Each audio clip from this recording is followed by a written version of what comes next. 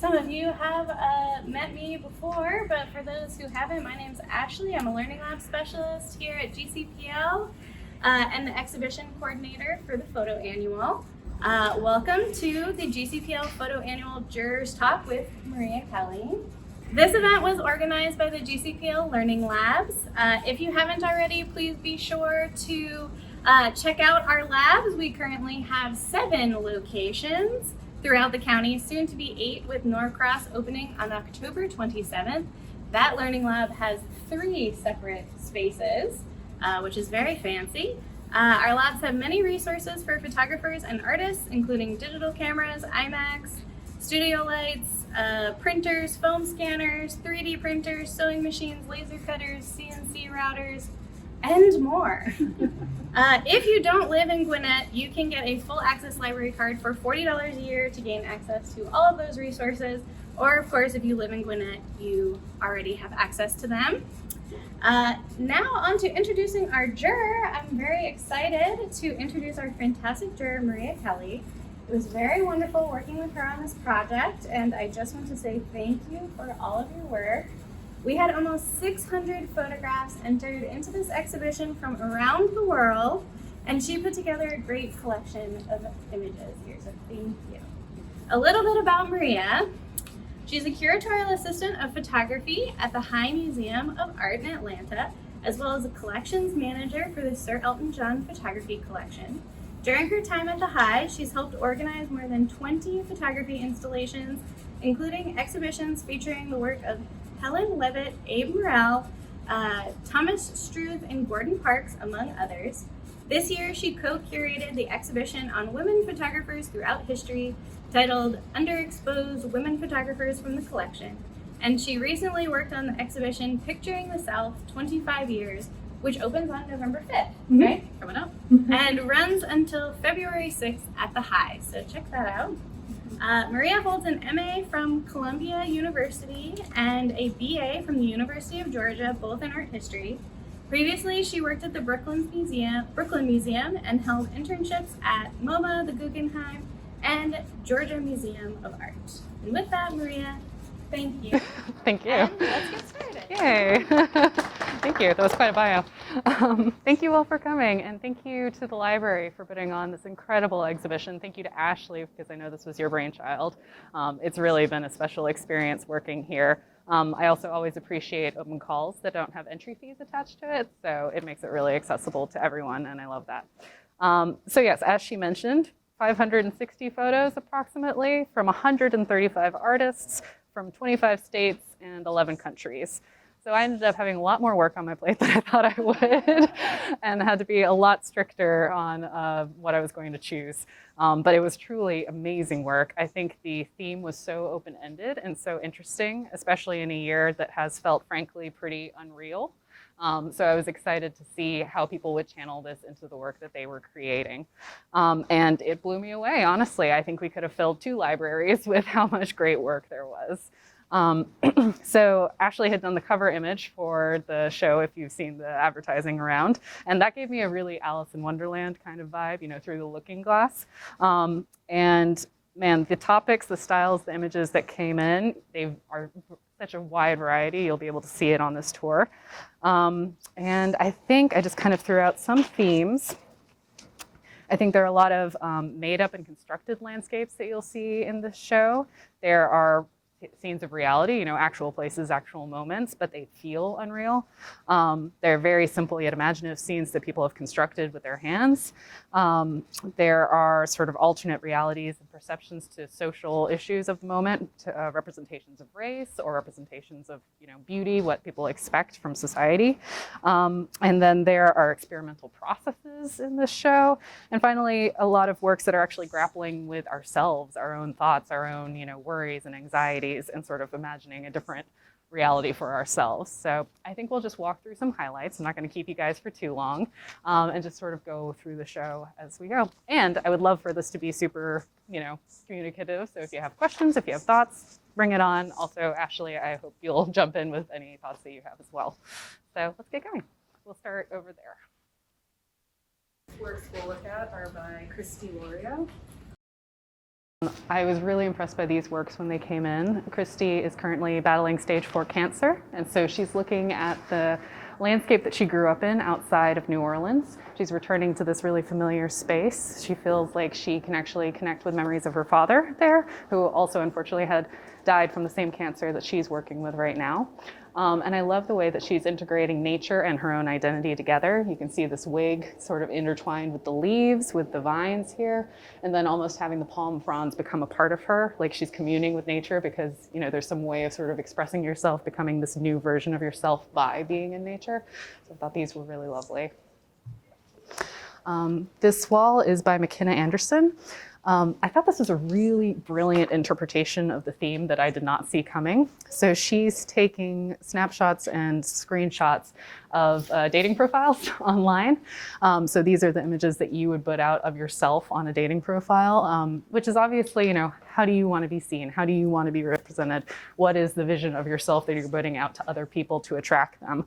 And as much as it's real, it's also constructed. It's what you want others to perceive you. And then on the other end, if you're looking at these profiles, you can only imagine actually who these people are. It's imagining this kind of unreality at the end of the day. She put labels that had their interests attached to them, so things she would have gotten from the profile. So they kind of fight against the stereotypes while also kind of being stereotypes at the same time. You know, the dead fish or the alligator, it's kind of a trope of masculinity in a way. And then taking the person out really makes you also focus on the landscape and the elements that people are using to sort of emphasize parts of their personality. And then she created this amazing wallpaper to go on the back, so it almost feels like this really interesting domestic space with the library's clock really adding to it. As the clock part? Nope, it's part of the library. Yeah. Yep, exactly. It's great. We'll head that way next. The work by Andrey Ramos. Andrey is working as a queer, Black, non-binary artist and thinking about representations of race. And I really liked this work because I thought we could put it next to the film screens over here because it almost felt like it's a still from a home recording. The fact that he dated in 1964, that's the middle of the civil rights movement. And he titled it, "Which One of Y'all Said Y'all Didn't See Color?" And I think it's great because it almost has this tension. So it almost feels like these people who have been redacted, they've been eliminated from the scene. They're either kind of approaching you, confronting you, or on the flip side, you could be confronting them depending on how you read the scene, sort of asking about maybe the promises that were made in the 60s, the ideas for moving forward in the future, what hasn't happened yet still today, what has been accomplished so far today. And I think the redaction of the identities really helps you sort of fill in these blanks depending on how you are thinking and feeling about the topic. Mari Gottmiller is a Decatur artist, or at least he was, maybe he's not still. And he and his wife during the pandemic moved into a new house. They were thinking about maybe should they have children? What is this next step for them now that they're in this new house? And obviously this past year has been really, really up and down. So they started being very anxious about the future. You know, what would a future for a child be at this moment in time? And they both got serious insomnia, started walking around the house at night, kind of pondering things. And so his photographs from this time are sort of mulling on this moment of unease, this not knowing what the future holds. I really like this piece because I think of it as almost a tin hat, you know, how people would have tin hats to block out aliens, block off, you know, interference, government interference, but almost as a face mask instead. So this thing that's usually thought of as nourishing, as, you know, helpful, that's going to make you feel better and look better, is almost this sort of protective barrier against, you know, unwanted thoughts or worries. Yes? I was wondering if you had thoughts about how you put the two of these together, that both of the faces are being taken away. Yeah, it's almost a protective act in both cases, but for entirely different reasons. But yeah, sort of a redaction of identity again. Yep. Yeah, like an anti-portrait or something. Yeah, exactly. Yep.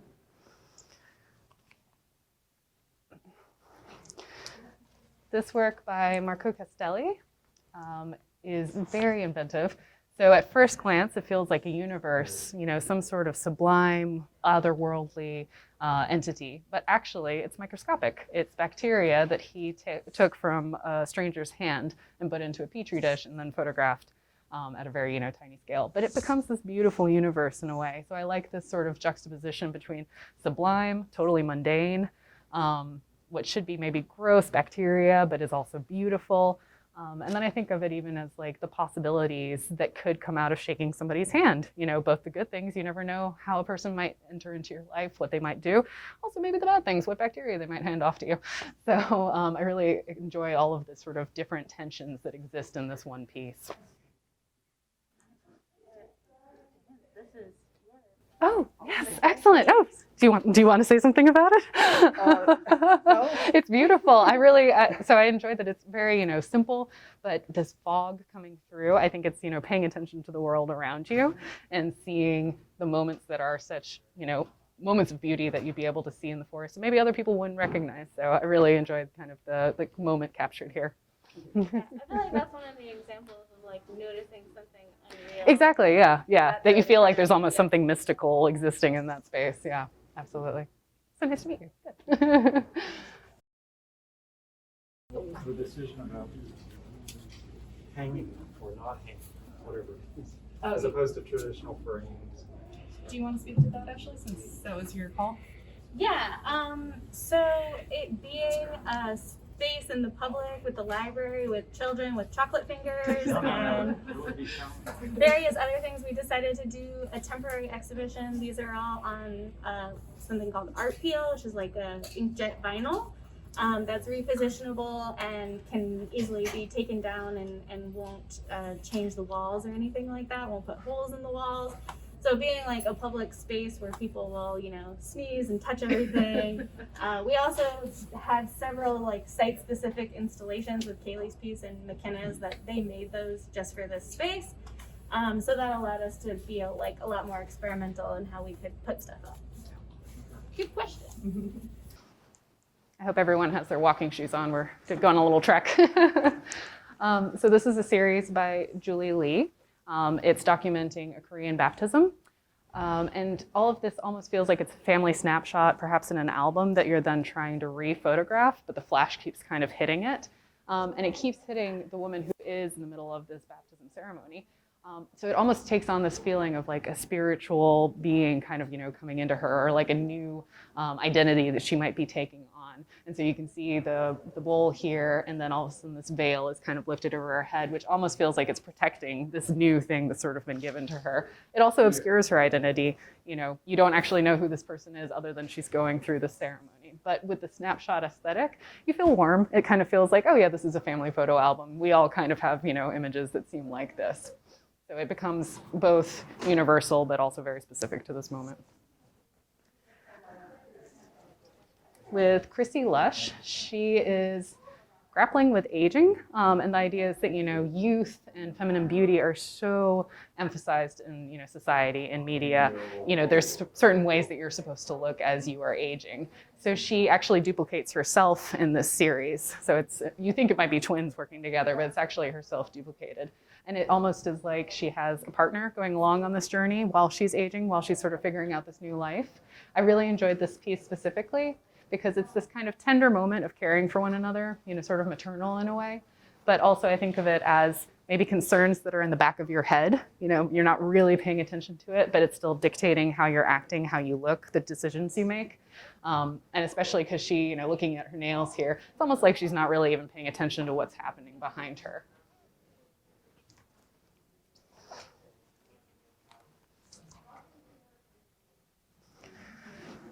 With Jasmine Clark, she's considering photography as reality. What does representation mean? You see a photograph, you see yourself in a mirror. It's a projection. It's not, actually the reality of seeing a person in reality. And so I really enjoy these works because the silhouettes almost give you a space to project upon. Maybe this is a family dynamic you wish you had. Maybe this is the family dynamic you're dreaming of one day. It's maybe not the reality that you're projecting outward. And same with this, it almost feels like there's a future sort of behind the curtain waiting to come out.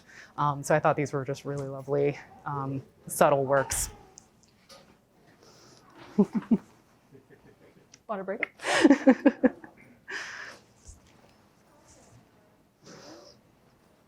We can talk about Kaylee as well. Oh yeah, please. Yeah. Do you want to take it away on Kaylee's? Yeah. Sorry. This is a photographic installation by the artist Keely Appleton, And I worked with her to create this site-specific installation. So she's done installations like this in the past, but I gave her like images and all of the dimensions, and she created this just for this column. And Maria and I had talked about how like the circular repetitions in the space really went well with Kaylee's squiggles. And so basically the idea is that she works with photo cliches, so things that are photographed so much that they become a cliche. So these are all beautiful photographs of flowers that she's created a very unflower image of, but created an installation that kind of takes on a sculptural effect of a flower, how it's like growing around the space and looks like vines and has kind of like a life of its own. So it's making it more sculptural and kind of taking this more physical space of what a flower would be. And the series is called Paths because they are clipping paths in Photoshop. So it's also kind of like little puns and winks to how photographs are made and how she titles them and stuff like that. And when she exhibits these in other spaces, they're in frames that she cuts out in these shapes with a CNC router.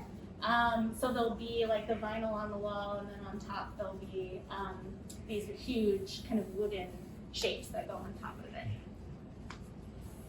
So this work in this corner here is by an artist named Chris Sanford.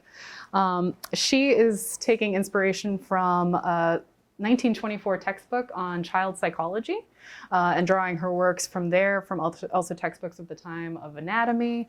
And she's sort of pulling together all of these elements to create these scenes that are considerations of, you know, who are you supposed to be? What does a normal mind look like? I think that's the title of the textbook that she's working from. And, you know, how outdated that is at this point in time.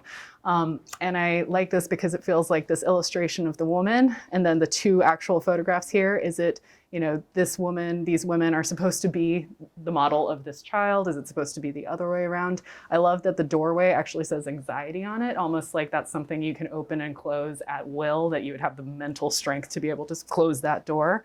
And sort of the blueprint in the background, as if this is a blueprint that you can kind of impose yourself onto it. This series by Sarah Nesbitt is looking at different forms of media and memory. And so she's thinking about this current moment, how history is kind of being told at this moment in time, what's being omitted, what's you know, being included, how opinions are sometimes being construed as fact at the moment. And so she's considering it from a bunch of different angles. This one is a newspaper. But I enjoy that she didn't just shoot this in, you know, a blank studio. She's actually imposed this in a real space. It makes it actually feel like it's really part of this world. You can see pieces have been cut out, so it's almost a performative act in how she's creating these pieces. This one is called Relying on Memory, and it's a notebook, handwritten notebook that she's laid on a stand, but then lots of pieces are cut out from it and fallen on the floor. So it's almost like, you know, our own memories when we're trying to remember something, recall something. Pieces inevitably are going to, you know, not be in there. You're going to lose traces of a memory. And so I really enjoy these very evocative and thoughtful sort of performative acts that she's able to photograph in this way. We'll look at the piece right here on the column behind.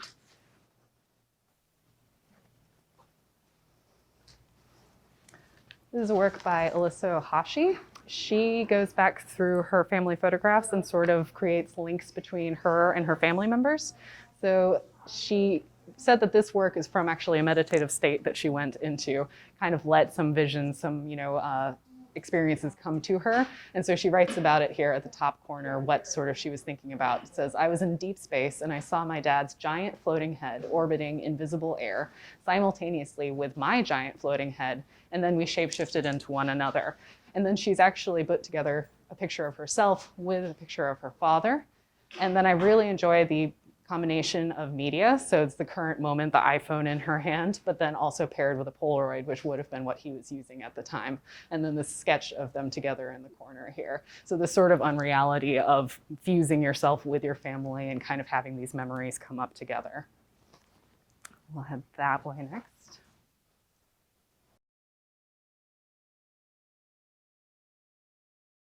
So with this piece, this is by Matthew Bender, a Philadelphia photographer, and he's going to Scotland and photographing sort of in the marshlands there. His family is originally from Scotland, and he was sort of trying to, connect back to his familiar roots. This is a straight photograph, but it feels once again so unreal. It's just a moment that you would notice. He's also working at night, which really kind of enlivens this mysterious approach to this already kind of mysterious, uninhabitable, at the moment, landscape.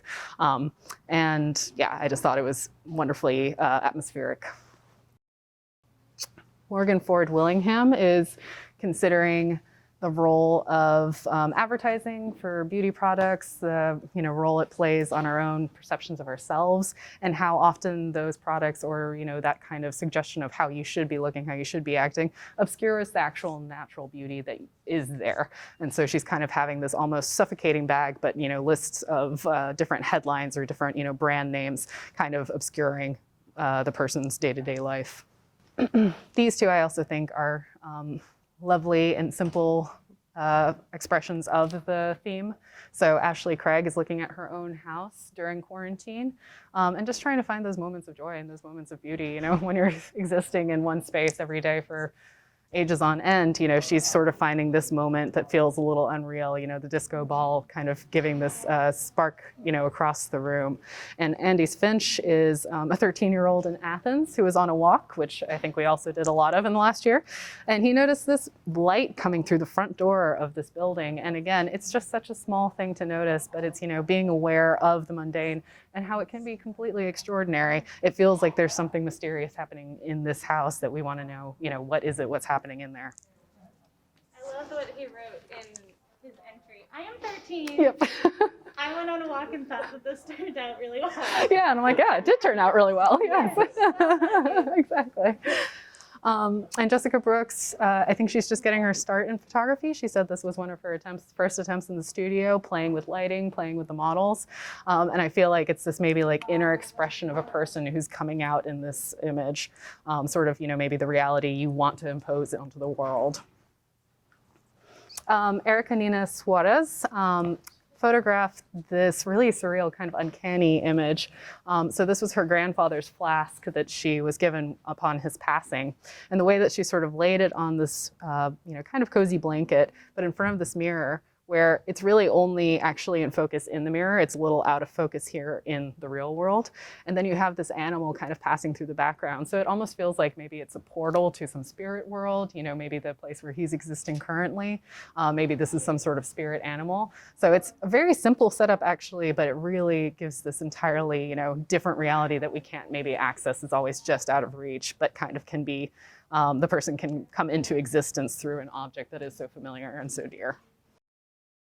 We won't go too far into the kids' space, but we had a couple of, I think, really whimsical, lighthearted entries. This was one. There's another one on the far wall there, and then one by the bees, which I thoroughly suggest you go check out if you haven't seen the bees. They're awesome.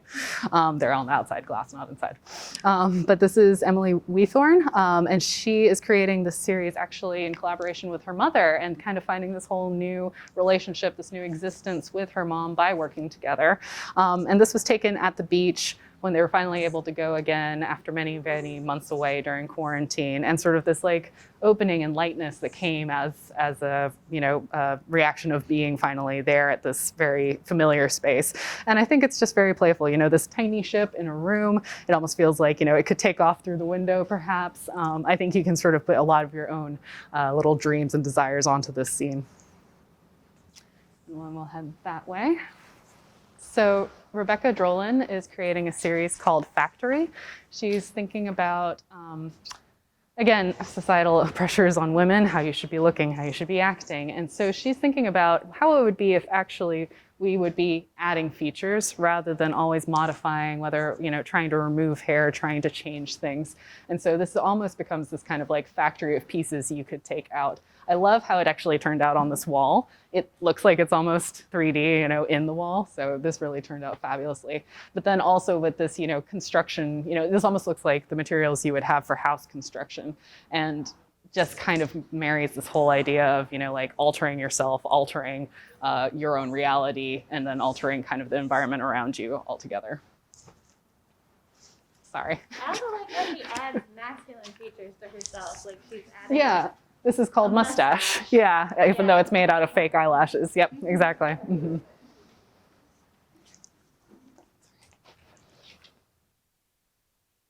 This is by Emily, who's in attendance over here. Would you like to say anything about it?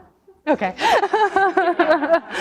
So I really enjoyed this piece. Again, super simple, but so engaging. You know, you have this hand and you're like, wait, is it going into, a ceiling above? Is it going into this other, reality, this other dimension? The hand seems like it's actually slightly different, that it's not a straight reflection from one to the other. So it does feel like somebody's reaching back to you through this portal. So I thought it was really great because it kind of makes you pause and figure out exactly what's happening. We're here. What is the reality here? And we'll just talk about a couple more and then we can open up to questions or wandering on your own. This piece over here is by Chris Manfield. He's an immigrant from Indonesia and he really was unfamiliar with the whole wildfires out west in the United States until he moved here. So he is photographing the effects of wildfires to sort of be this search for a permanent home, a place you can really, stay and reside in. He ended up moving to the East Coast after a while. And although this is truly, a reality and something we're all grappling with at this moment in time, the way he's photographed it with this blue light shining against the fire that's going up into the sky, it feels unreal. It feels like a completely spectacular, surreal scene, and almost like the sublime in art history, something that you just cannot believe. So I thought this was a good approach to something that is unfortunately so very real and present. This is a piece by Emily Mason. I was really intrigued by these works that she submitted.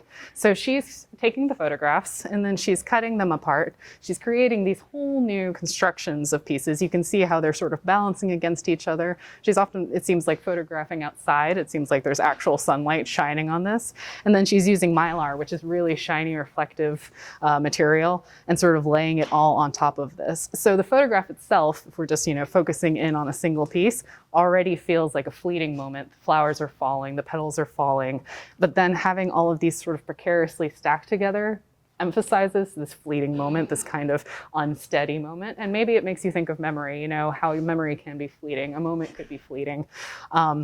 And then the fact that it's also a construction is this sort of performative take. It's not going to last. This is going to fall apart. So it's really capturing a very specific moment, but many times over since it's, the original photograph reconstructed and then caught again.